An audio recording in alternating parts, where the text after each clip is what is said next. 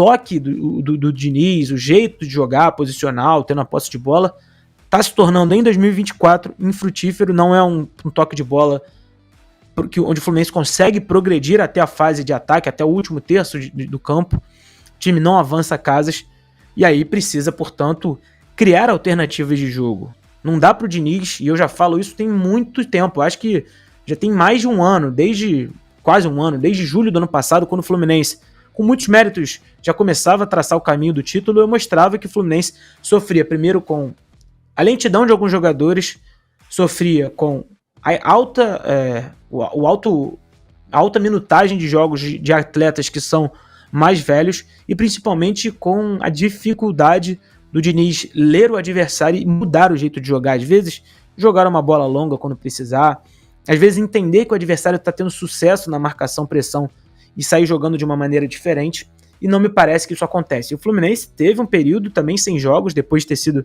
eliminado pelo Flamengo na semifinal do Carioca, onde parece que não surtiu tanto efeito assim. Então, o Diniz está sendo muito cobrado de uma maneira justa, já é, para muitos, o maior técnico da história do clube, mas ele admitiu, pelo menos, que precisa recalcular essa rota para o Fluminense voltar aos caminhos das vitórias. A gente separou um trecho da fala do Diniz na coletiva de imprensa após a derrota por 3-0 contra o Corinthians. Em relação a recalcular a rota, não sei se é essa a palavra exata, mas a gente está tentando ajustar isso, não é desde hoje. A gente está tentando se encontrar na temporada de uma maneira mais consistente desde que a gente voltou em janeiro. Então não é por conta do jogo de hoje, é por conta do ano que a gente está fazendo, que está abaixo.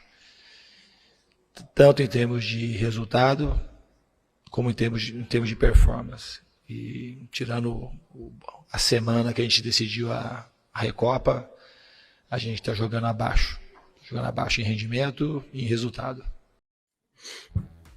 Pois é, eu não tenho nada a acrescentar sobre a fala do Diniz, apenas confirmar tudo que eu já vinha falando. O ano de 2024 é muito ruim do Fluminense. O Fluminense fez clássicos muito ruins, muito abaixo.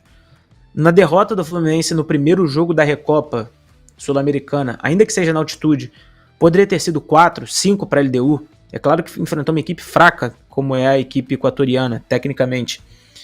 E na Libertadores da América, por exemplo, o Fluminense pegou um grupo que, apesar de ter 3 times de camisa, Colo-Colo, Cerro Porteño, Alianza Lima, são equipes que não têm a menor qualidade técnica. Eu vi todos os 3 jogos do Fluminense e o Fluminense tem apenas 5 pontos. O último jogo contra o Cerro Porteño foi um verdadeiro show de horrores. O Fluminense não criou praticamente nenhuma jogada de perigo, teve apenas um chute a gol.